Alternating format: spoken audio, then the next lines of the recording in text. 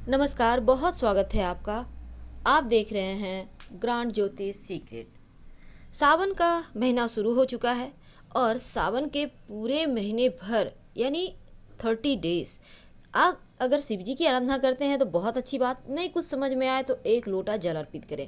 लेकिन शिव जी को प्रसन्न करने के लिए, विशेष मनोकामनाओं को पूर्ति होने के लिए विशेष तरह के पुष्प अर्पित किए जाते हैं।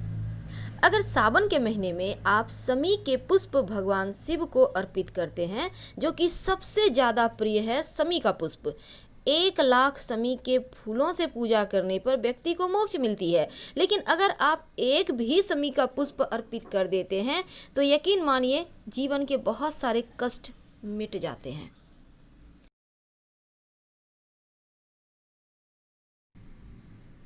धतूरे का फल, पुष्प, ये जो धतूरा होता है ना, ये आपके संतान प्राप्ति की मनोकामना को पूर्ण करता है।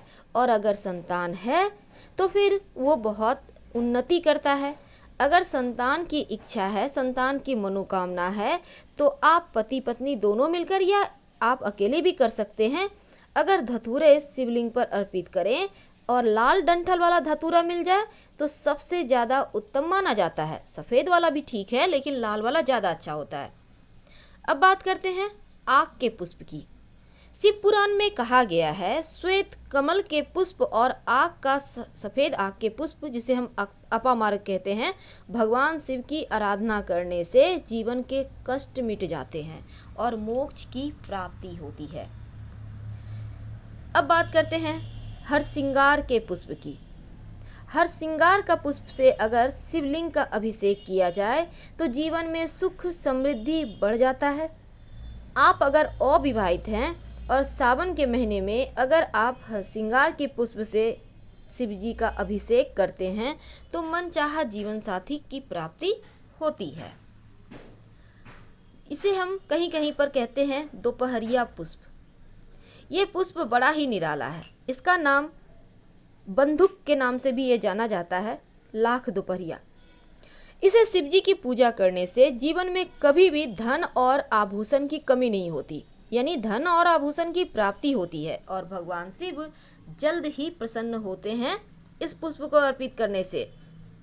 यह है अगस्त पुष्प। अगर अगस्त का पुष्प भोलेनाथ को अर्पित किया जाए तो आपका मान सम्मान यश बढ़ता है, प्रतिष्ठा बढ़ती है।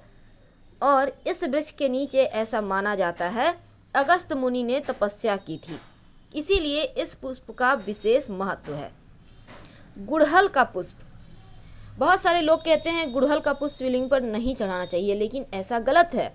अगर आप शिवलिंग पर गुड़हल का पुष्प अर्पित करते हैं तो शत्रु चाहकर भी आपका नुकसान नहीं पहुंचा सकते और जाने अनजाने शत्रु की बुद्धि ही बदल जाती है।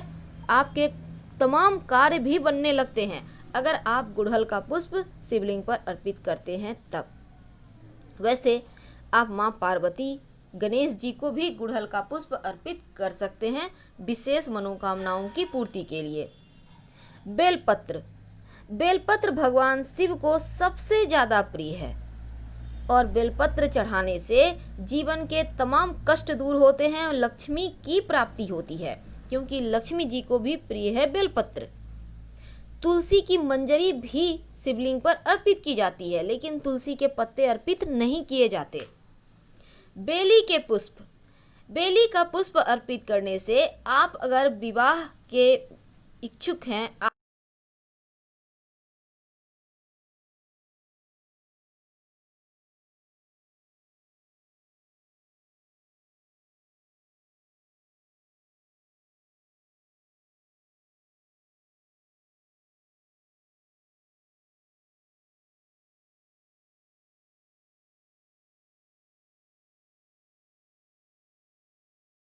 आपका विवाह तय होता है और चमेली के पुष्प अर्पित करने से वाहन का सुख मिलता है, व्यक्ति दौलतमंद भी बनता है। बात करते हैं दुर्वा की। दुर्वा एक प्रकार का घास है, लेकिन दुर्वा अर्पित करने से जीवन में कभी भी खुशियों की कमी नहीं होती। आपकी आयु भी लंबी होती है, स्वास्थ्य समस्याएं दूर हो जाती है। और लास्ट में कनेर का पुष्प, जो कि शिव जी को बहुत प्रिय है। कनेर का पुष्प अर्पित करने से जीवन में कभी भी वस्त्र आभूषण की कमी नहीं रहती। कमल का पुष्प से अगर आप पूजा करें महादेव की, सफ़ेद कमल, तो फिर जीवन में सुखों की वृद्धि होती रहती है, श्रेष्ठ जीवन साथी मिलता है, जीवन में सुख ऐश्वर्य समृद्धि बढ़ता है, कुटुंब बढ़ता है। तो हम आपसे विदा लेते हैं। पसंद आए जानकारी तो लाइक कर सब्सक्राइब करें। हर हर महादेव। धन्यवाद।